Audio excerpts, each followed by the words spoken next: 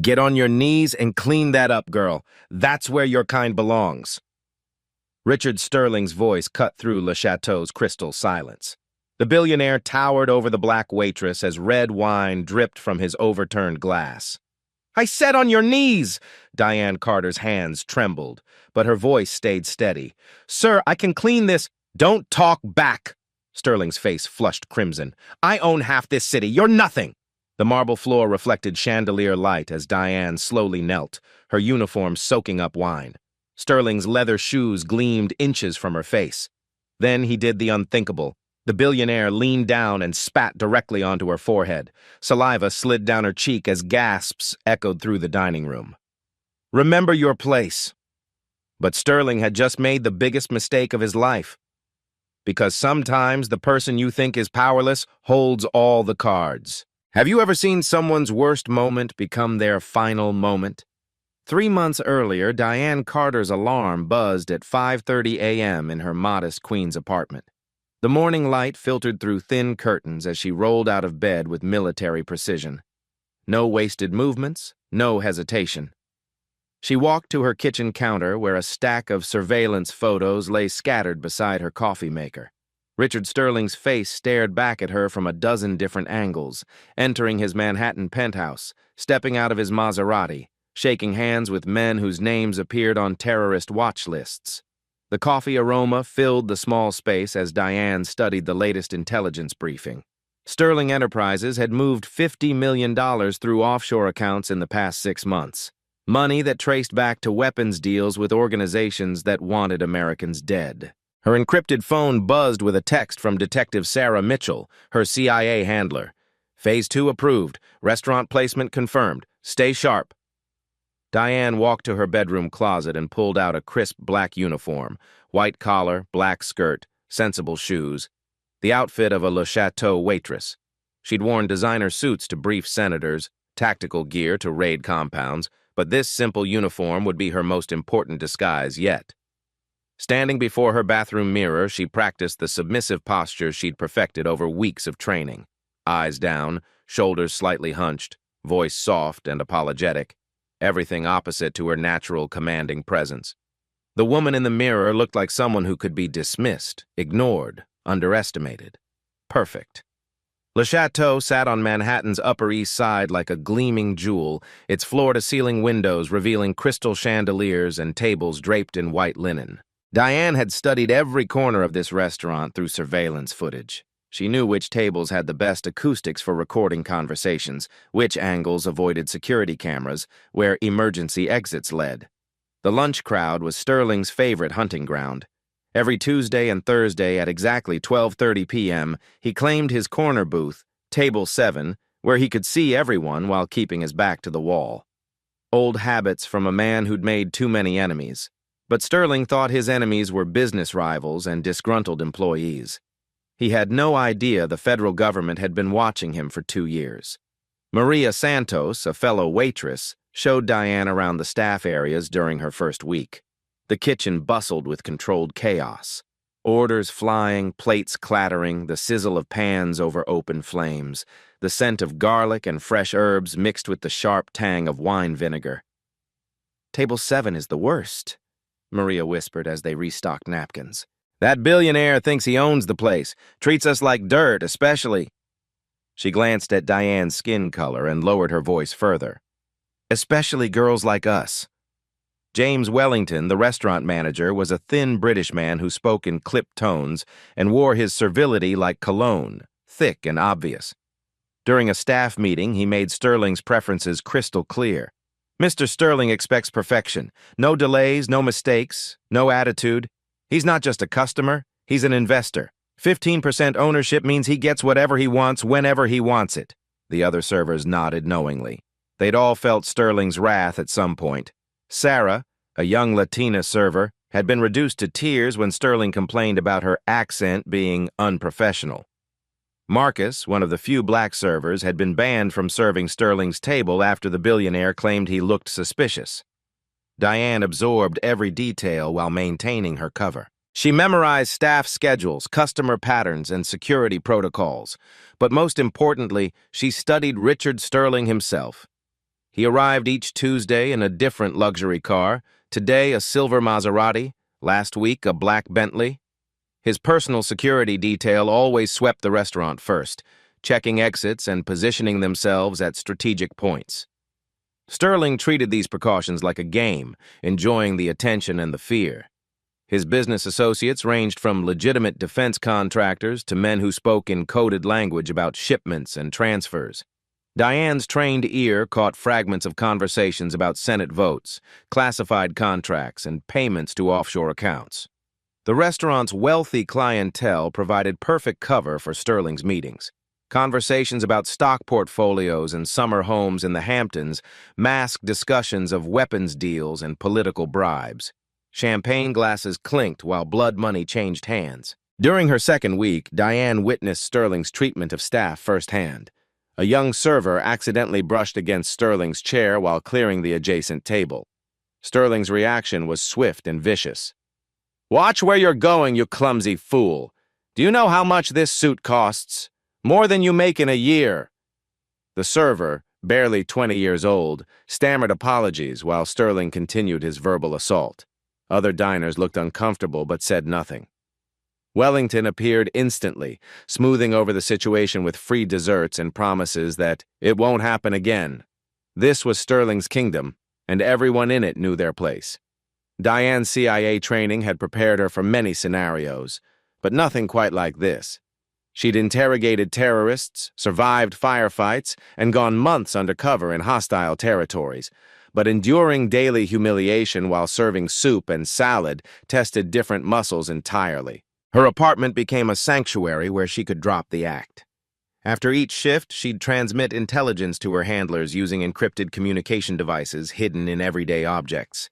A pen that photographed documents, earrings that recorded conversations, a watch that tracked Sterling's movements. The evidence was building slowly but surely.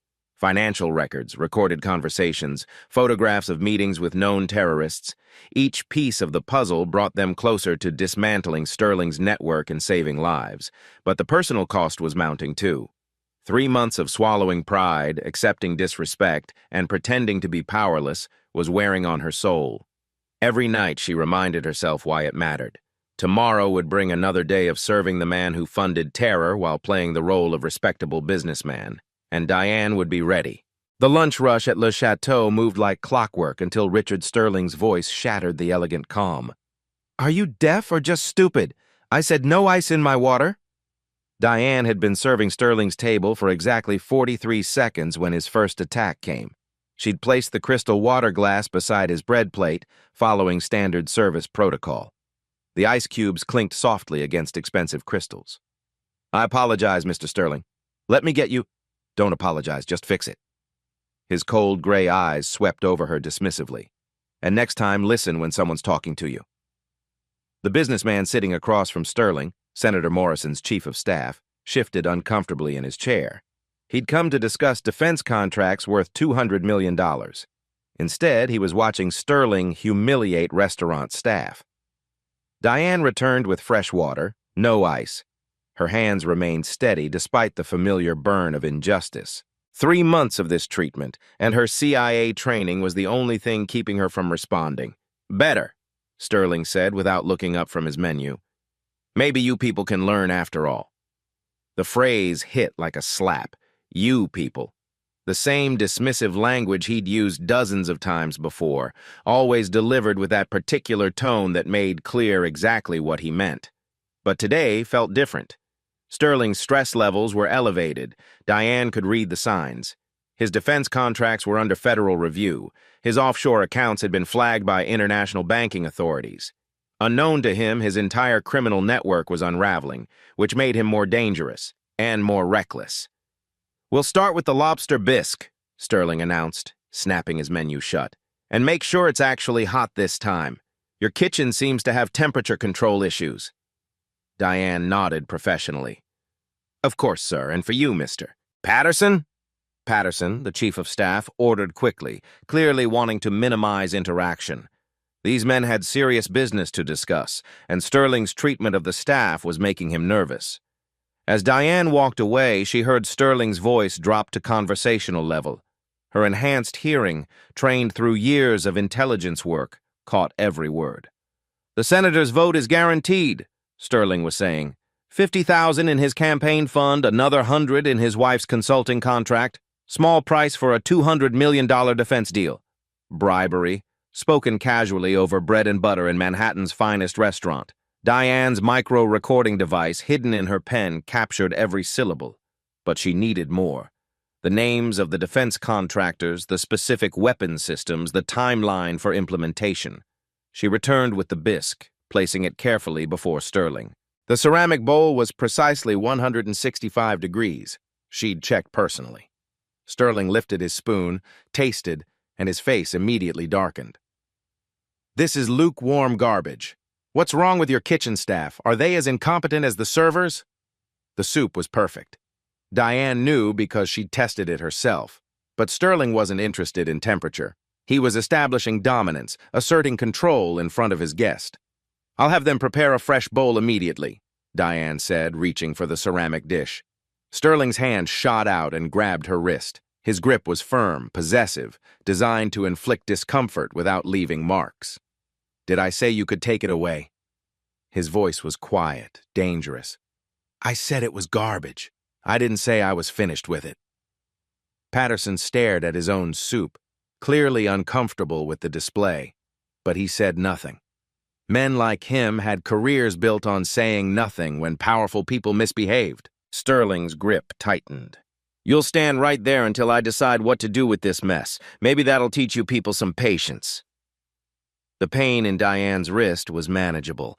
The humiliation was calculated, but the intelligence opportunity was priceless. While Sterling held her there like a possession, Patterson was checking his phone, revealing text messages about the Caracas shipment and Syrian end users, weapons flowing to Syria through Venezuela. The terrorist connection was becoming clearer. "Please, Mr. Sterling," Diane said, injecting just enough tremor into her voice to sound genuinely distressed. "You're hurting me." "Am I?" Sterling's smile was cold. "Good. Maybe pain will improve your memory." He released her wrist suddenly, causing her to stumble slightly backward. The movement was perfectly timed, just as the restaurant's security camera turned toward their table. But Sterling had made a mistake. In asserting his dominance, he'd forgotten about the micro-camera in Diane's pen.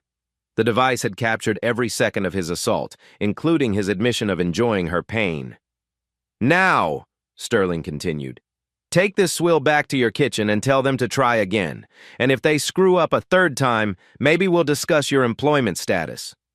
Diane lifted the bowl with both hands, noting how Sterling's eyes followed her movements.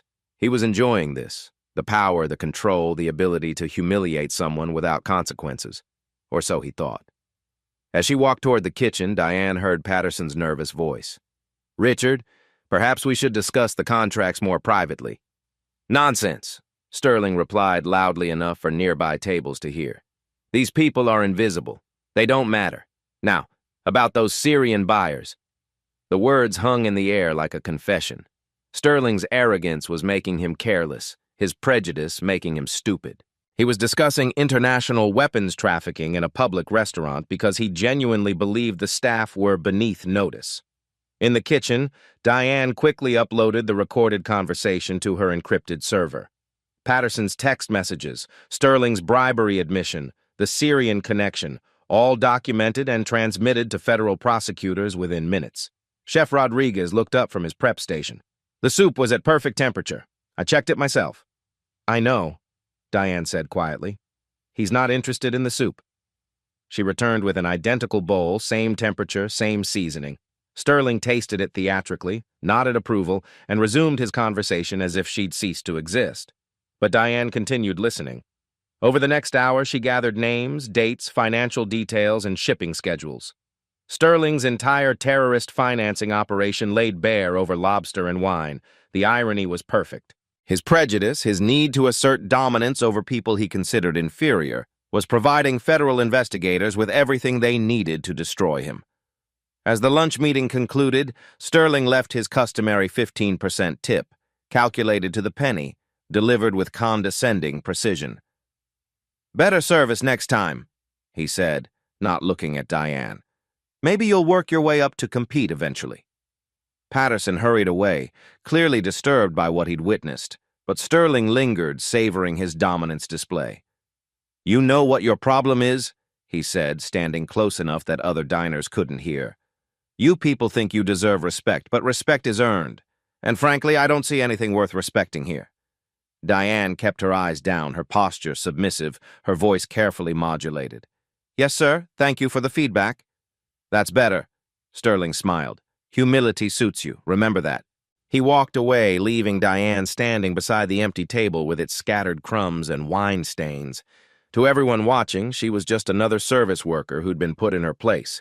But Sterling had just given a federal agent everything she needed to end his criminal empire. His prejudice had become his weakness, his arrogance, his downfall. 3 hours later, Diane transmitted the final intelligence package to Washington. Financial records, recorded conversations, photographic evidence, witness testimony, a complete case ready for prosecution. Soon, very soon, Richard Sterling would learn that the person he'd spent months humiliating was the one person with power to destroy him completely. The hunter had become the hunted. He just didn't know it yet. 2 weeks later, Richard Sterling entered Le Chateau with 3 foreign defense contractors and a briefcase full of classified documents. Today's meeting would finalize weapons deals worth $500 million, money that would flow directly to terrorist organizations. Diane watched from across the dining room as Sterling's security team swept the restaurant. They checked exits, positioned themselves strategically, and signaled all clear. Sterling strode to table 7 like a king claiming his throne. The autumn rain drummed against floor-to-ceiling windows as Manhattan's elite filled their usual spots. Crystal chandeliers cast dancing shadows across marble floors while soft jazz played from hidden speakers. The scent of truffle oil and aged wine created an atmosphere of refined luxury, but beneath the elegance lurked something darker. "Table 7 requires immediate service," Wellington announced to the staff. "Mr. Sterling is hosting very important guests today." Diane straightened her uniform and approached the corner booth. Sterling's guests spoke in hushed tones about cargo manifests and customs arrangements while studying documents marked with classified stamps. "Good afternoon, gentlemen," Diane said, positioning herself slightly behind Sterling's left shoulder.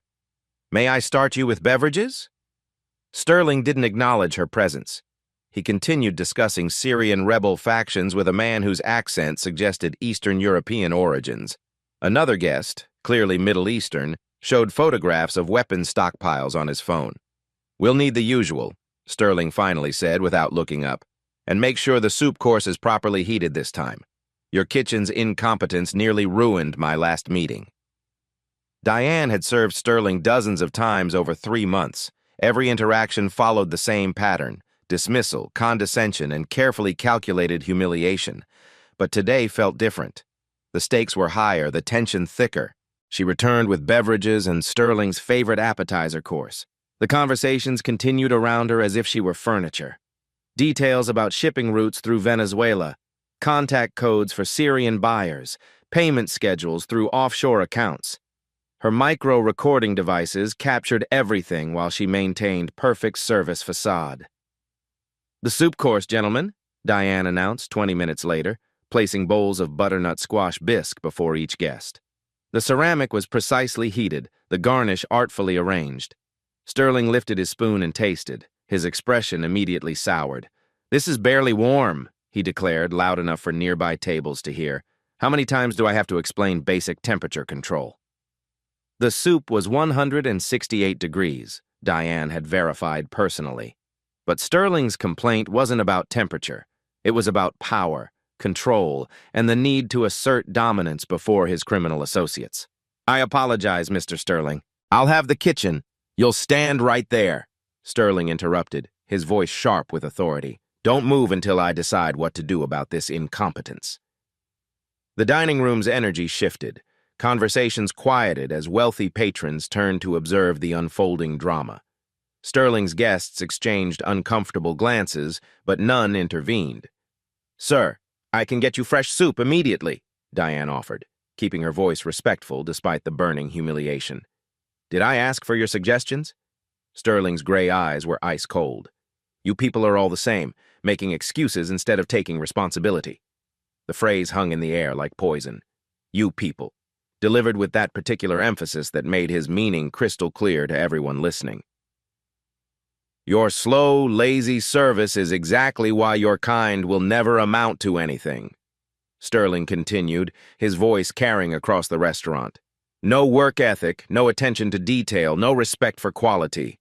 Diane's hands trembled slightly, not from fear, but from the enormous effort required to maintain her cover. 3 months of systematic abuse had tested every limit of her professional training. Now, Sterling said, rising from his chair to tower over her, maybe this will teach you to pay attention to basic requirements. Without warning, he grabbed the soup bowl and held it inches from Diane's face. The ceramic was hot enough to burn skin, the bisque thick enough to stain permanently. You're going to stand perfectly still, he said quietly, his voice barely audible to his guests, but clearly heard by nearby diners. And maybe the heat will help you remember proper service standards. The restaurant had gone completely silent.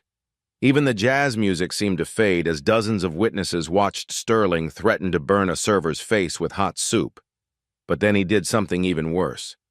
Sterling pulled the bowl away and instead leaned forward, gathering saliva in his mouth. The sound was audible, disgusting, deliberate.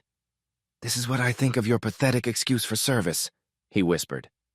Then he spat directly into Diane's face. The saliva hit her forehead and slid down her cheek in a warm, humiliating trail. Gasps echoed through the dining room as wealthy patrons recoiled in shock. Sterling's own guests stared in appalled silence. "That's what slow service gets you," Sterling announced, his voice now carrying to every corner of the restaurant. "Maybe next time you'll remember to do your job properly." Diane stood frozen, the spit still wet on her face, while dozens of Manhattan's elite watched her degradation. Camera phones emerged from purses and pockets as the scene burned itself into social media forever. But Sterling wasn't finished. "Clean yourself up," he commanded, tossing his linen napkin at her feet. "You look exactly like what you are. Disgusting." The napkin landed on her polished shoes, a final symbol of complete dehumanization. Sterling had reduced her to something less than human before a room full of witnesses. His guests shifted uncomfortably, clearly disturbed by the display. The Eastern European contractor whispered something about inappropriate behavior, while the Middle Eastern buyer checked his watch as if planning an escape. "Gentlemen," Sterling said, settling back into his chair with obvious satisfaction, "let's continue our business discussion. Some people need to learn their place before real work can proceed." Diane bent slowly to retrieve the napkin, her movements carefully controlled despite the rage burning in her chest. As she wiped her face, her training kicked in. Every humiliation was being recorded. Every witness was memorizing Sterling's behavior. Every second of degradation was building the case that would destroy him. Wellington appeared instantly, his face flushed with embarrassment and fear. "Mr. Sterling, perhaps You could ensure your staff understands basic service standards." Sterling cut him off. "This girl's incompetence is reflecting poorly on your establishment." The manager turned to Diane with apologetic eyes but spoke the words his job required. "Please return to the kitchen and compose yourself. I'll handle Mr. Sterling's table personally." As Diane walked away on unsteady legs, she heard Sterling's voice resume business discussions. Weapon specifications, delivery timelines, payment methods, all continuing as if spitting on a human being was merely a minor interruption. But his cruelty had accomplished something Sterling never intended. The foreign contractors were visibly disturbed. Their body language suggested discomfort. Their voices carried new hesitation. Sterling's racism was making them question his judgment, his character, his reliability as a business partner. In the kitchen, Diane locked herself in the staff bathroom and allowed 3 months of suppressed emotion to surface. Tears of rage mixed with tears of humiliation as she stared at her reflection in the mirror. The woman looking back had been spat on, degraded, dehumanized before dozens of witnesses. But she was also a federal agent who had just recorded a billionaire's confession to international terrorism. Her encrypted phone buzzed with an urgent message from Detective Mitchell. "Extraction approved. You have enough evidence. End this now." But Diane knew the mission wasn't complete. Sterling's guests were finalizing weapons transfers that would kill innocent people.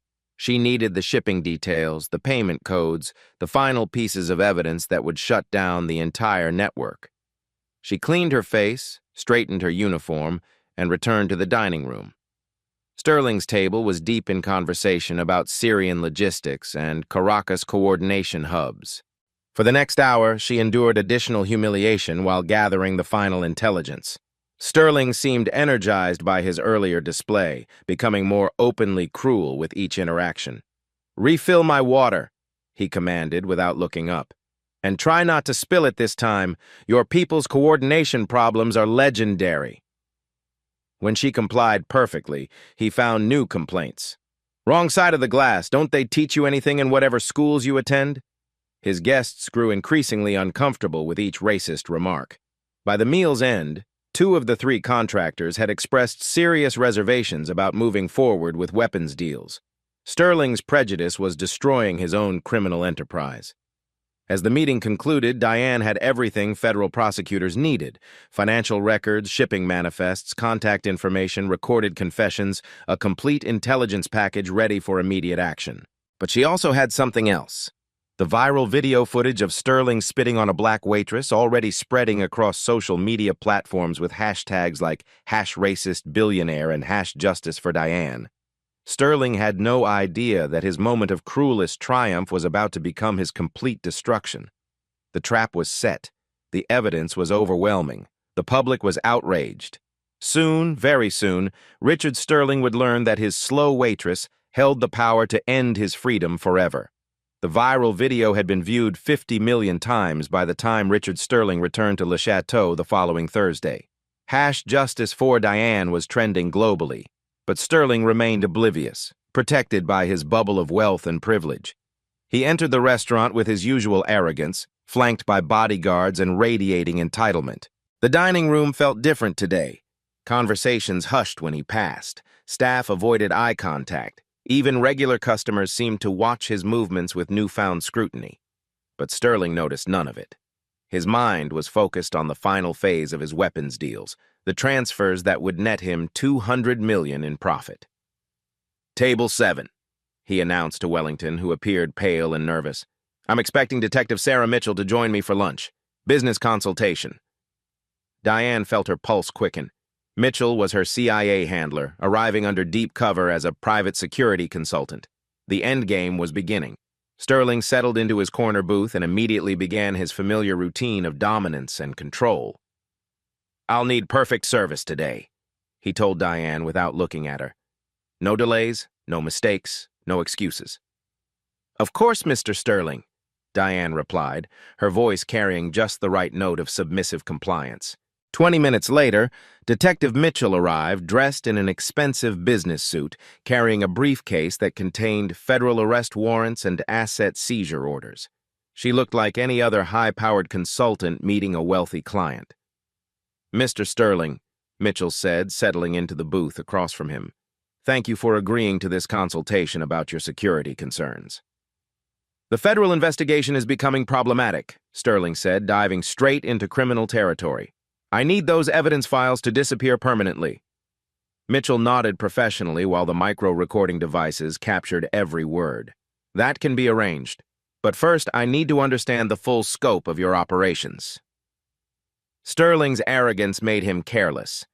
Over the next 30 minutes, he detailed his entire criminal network: the Syrian weapons deals, the Venezuelan money laundering, the bribes to Senator Morrison, the terrorist financing schemes. All of it was recorded. All of it admissible in federal court.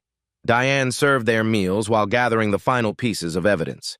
Sterling's briefcase contained shipping manifests, payment authorizations, and contact lists for terrorist organizations. Her micro camera captured every document. But then Sterling's paranoia suddenly activated. "Wait," he said, studying Mitchell more carefully. "I don't recognize you from our previous communications. Show me some identification." Mitchell's cover story was perfect, but Sterling's survival instincts were finally kicking in. His hand moved toward the panic button that would summon his security team.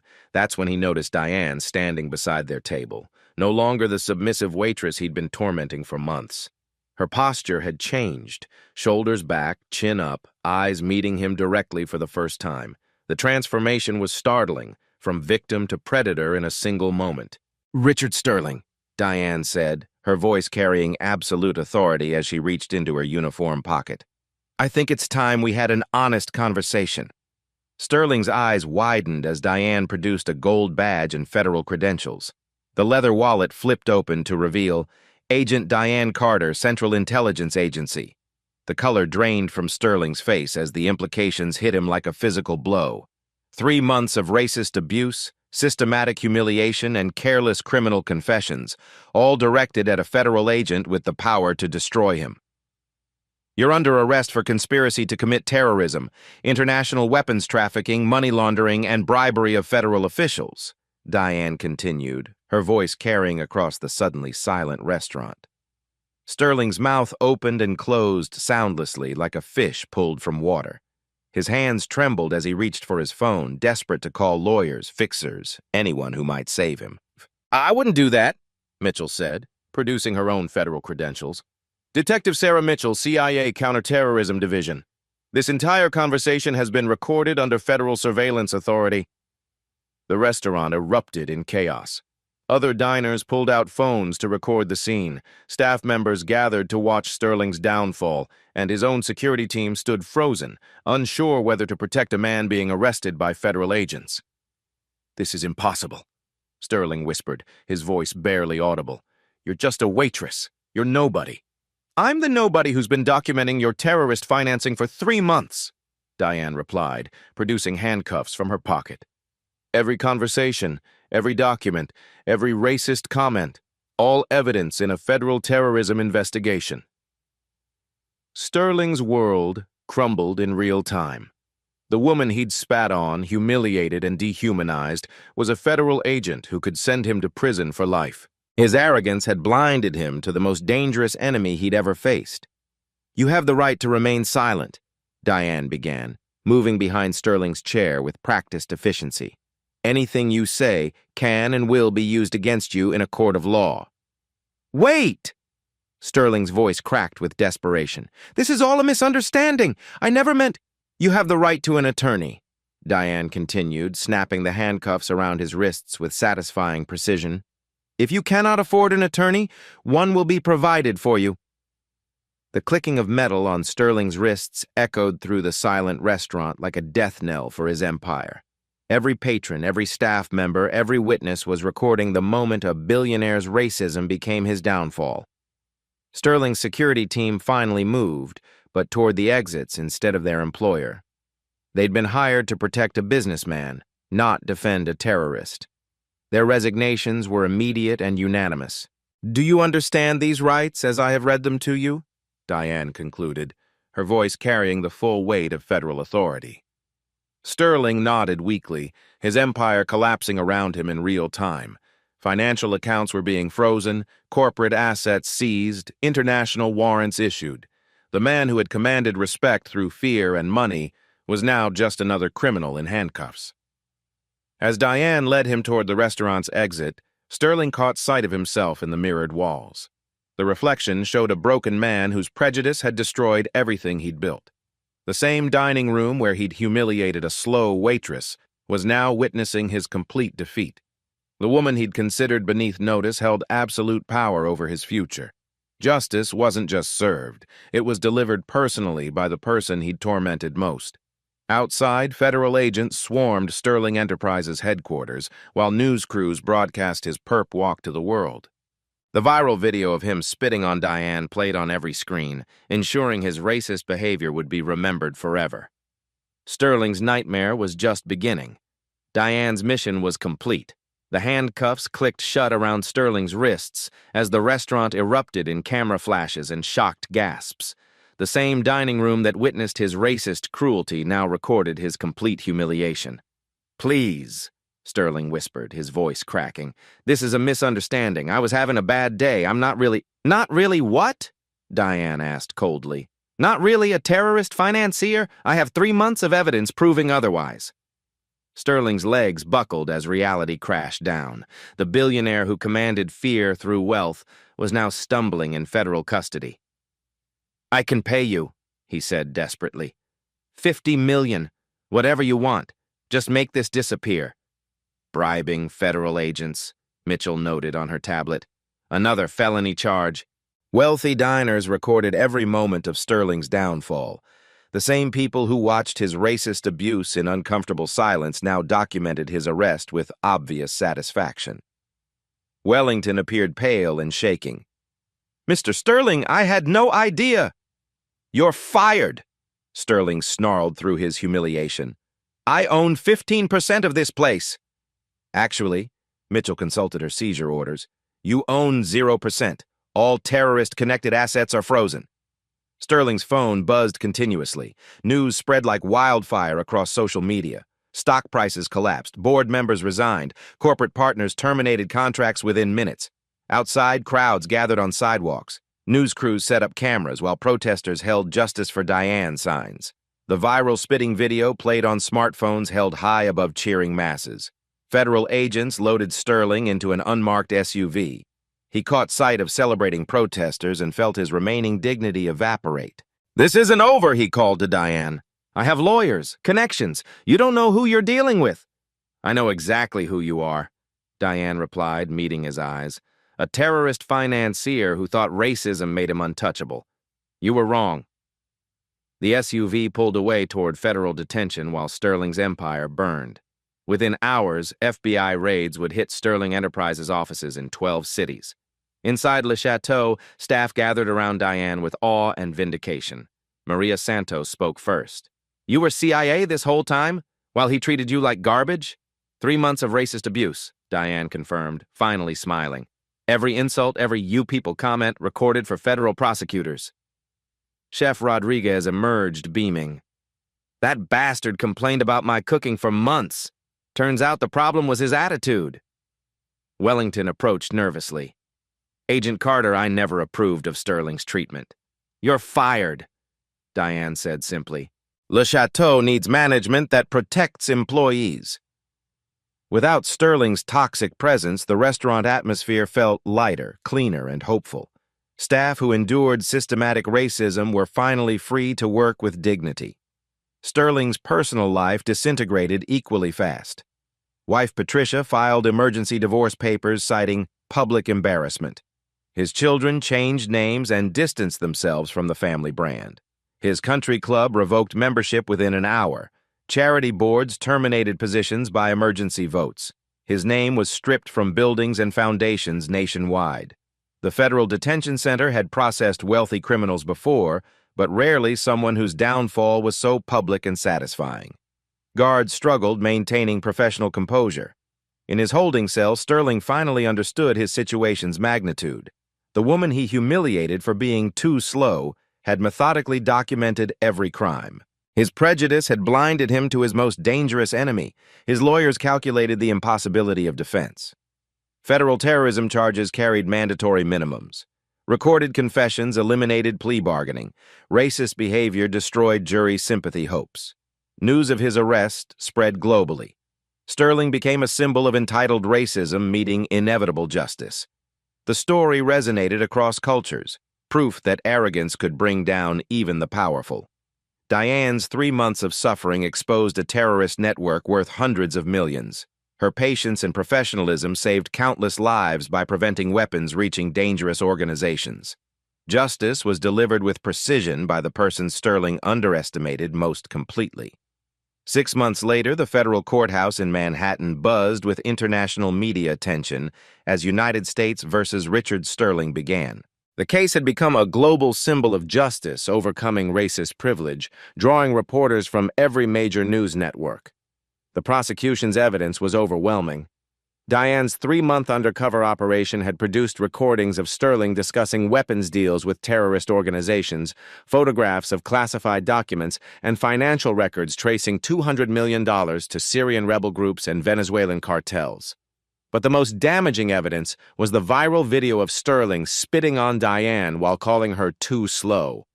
The footage had been viewed over 300 million times, making Sterling's racist behavior impossible to deny or minimize. Lead prosecutor Amanda Rodriguez opened with devastating precision. Ladies and gentlemen of the jury, this case is about a man who believed his wealth made him above the law and his racism made him invisible to justice. He was wrong on both counts. Sterling's defense team, led by Manhattan's most expensive criminal attorney, attempted damage control. They argued the racist comments were taken out of context, and the business deals were legitimate defense contracts misunderstood by investigators. The jury wasn't buying it. Agent Diane Carter took the witness stand on day 3, her testimony broadcast live across multiple networks. Wearing a crisp Navy suit instead of a waitress uniform, she commanded the courtroom with quiet authority. For 3 months, I endured systematic racist abuse while gathering evidence of the defendant's terrorist financing operations, Diane testified. Every insult, every humiliation, every dehumanizing comment was carefully documented as part of a federal investigation. The defense attorney attempted to discredit her testimony. Agent Carter, isn't it true you deliberately provoked my client's reactions to build your case? I served soup and cleared tables, Diane replied evenly. If that provokes someone to spit on another human being while funding terrorism, the problem isn't my behavior. The courtroom gallery erupted in applause, quickly silenced by the judge's gavel. Sterling's foreign business associates testified under immunity agreements, describing his weapons deals in damning detail. The Eastern European contractor admitted delivering surface-to-air missiles to Syrian terrorists. The Venezuelan middleman detailed money laundering through Sterling's offshore accounts. Financial expert Dr. Sarah Kim presented charts showing Sterling's money flowing directly to organizations on international terrorism watch lists. The defendant personally authorized payments totaling $57 million to groups responsible for attacks that killed over 200 civilians. Each day brought new revelations. FBI cybercrime specialist Agent Marcus Thompson demonstrated how Sterling used encrypted communications to coordinate weapons shipments. International banking investigator Elena Vasquez traced dirty money through shell companies in 12 countries. But the most powerful testimony came from Sterling's own employees. His personal assistant revealed racist comments made in private meetings. His security chief described being ordered to intimidate minority employees. His accountant admitted helping hide terrorist-related payments. The jury heard recordings of Sterling saying, "These Syrian buyers don't care about paperwork. They just want weapons that kill efficiently." And, "Venezuelan cartels pay premium prices because they're desperate for American military hardware." On day 8, the prosecution played the restaurant surveillance footage in its entirety. The jury watched Sterling systematically humiliate Diane over 3 months. The water pouring incident, the forced standing, the verbal abuse, and finally the spitting. Several jurors wiped away tears as they witnessed the full scope of Sterling's cruelty. The man who claimed his racism was misunderstood was exposed as a calculating predator who enjoyed degrading people he considered inferior. Sterling's wife, Patricia, testified for the prosecution, revealing years of racist behavior at home. Richard regularly used racial slurs when discussing our household staff. He once said black people were genetically predisposed to laziness and criminality. The defense called character witnesses, but their testimony backfired spectacularly. A country club member admitted Sterling had advocated for excluding minority applicants. A business partner described him bragging about keeping workers in their place through intimidation. Dr. Elena Rodriguez, a Georgetown psychology professor, testified about the connection between racist dehumanization and criminal behavior. When someone consistently views others as less than human, it becomes easier to justify harming them through violence, exploitation, or in this case, providing weapons to kill them. International terrorism expert Colonel James Mitchell explained how Sterling's weapons deals directly enabled attacks on civilian targets. The defendant's surface-to-air missiles were used to shoot down a humanitarian aid flight in Syria, killing 12 doctors and nurses. The prosecution's closing argument was devastating. Richard Sterling didn't just commit terrorism, he profited from it while expressing racist contempt for his victims. He spat on a black woman for being too slow while rushing to deliver weapons that would murder innocent people faster. After 4 hours of deliberation, the jury returned guilty verdicts on all counts. conspiracy to commit terrorism, international weapons trafficking, money laundering, bribery of federal officials, and civil rights violations. Judge Patricia Williams, the first black female federal judge in Manhattan, delivered Sterling's sentence with historic gravity. Mr. Sterling, your crimes represent the intersection of racism and terrorism, two evils that have plagued our society for generations. Your systematic dehumanization of Agent Carter revealed the moral bankruptcy that enabled your terrorist financing. You spat on her because you believed your wealth and race made you untouchable. Today, justice proves you wrong. I sentence you to 35 years in federal prison without possibility of parole, plus $500 million in fines and victim restitution. The courtroom erupted in applause as Sterling collapsed into his chair, his face drained of color. His empire was gone, his freedom forfeit, his legacy forever linked to racism and terrorism. Federal marshals led him away in shackles as reporters broadcast his sentencing worldwide. The billionaire who had humiliated a slow waitress was now shuffling toward decades in maximum security prison. Outside the courthouse, Diane addressed a crowd of supporters and media. This case proves that justice doesn't recognize wealth, status, or skin color. It only recognizes the truth. Sterling's terrorist network was completely dismantled. Over 60 arrests followed across multiple countries. Weapons shipments worth $800 million were intercepted. Dozens of planned attacks were prevented. The man who believed racism made him invisible had become the most visible symbol of justice in a generation. His downfall began with spitting on the wrong waitress. It ended with a federal conviction that would echo through history. 2 years later, Agent Diane Carter stood before a packed auditorium at Georgetown University, delivering the keynote address for the Civil Rights and National Security Symposium. The same woman who had endured months of racist humiliation now commanded respect from intelligence officials, civil rights leaders, and students worldwide. "Dignity," she began, her voice carrying to every corner of the room, "isn't determined by your uniform, your paycheck, or the color of your skin.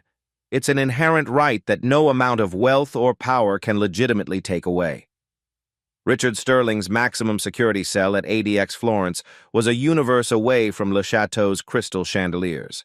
The former billionaire spent 23 hours daily in concrete isolation, his racist arrogance having cost him everything: freedom, family, fortune, and legacy.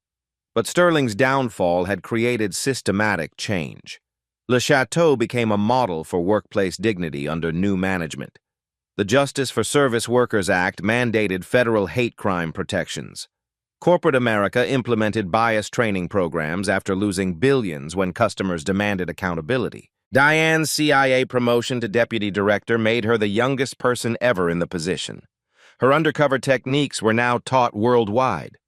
The Sterling operation had become a case study in dismantling criminal networks through patient investigation. The international impact was equally significant. Sterling's network disruption prevented dozens of attacks. Weapons shipments worth over $1 billion were intercepted. Syrian humanitarian organizations credited the operation with saving hundreds of lives. Most meaningfully, the case shifted public consciousness about everyday racism. The #Justice for Diane movement evolved into broader social awareness. Bystanders now felt empowered to intervene during discriminatory incidents. "We can't just talk about equality," Diane concluded her Georgetown speech. "We have to live it, defend it, and demand it from everyone around us." As applause filled the auditorium, Diane delivered her final challenge. The next time you witness someone being treated with disrespect because of their race, their job, or their background, will you be the bystander who stays silent, or will you be the person who stands up? Because you never know. The person being mistreated might just be the one with the power to change everything. She paused, letting the words sink in. If this story moved you, hit that subscribe button and ring the notification bell for more incredible true stories of justice overcoming injustice. Like this video if you believe everyone deserves dignity regardless of their job or background. Share this with someone who needs to know that bullies always get what's coming to them. Comment below. Have you ever stood up to discrimination? What happened when you did? Subscribe now for more stories proving justice may be delayed, but it's never denied when good people refuse to stay silent. Remember, she concluded, respect isn't earned through submission. It's commanded through strength, character, and the courage to never accept less than your full humanity. What would you do if faced with that choice? Because someday, somehow, we all face that choice. The screen faded to black with final statistics. Sterling sentenced to 35 years, terrorist network dismantled, 200-plus lives saved, and Diane Carter, the slow waitress who changed the world.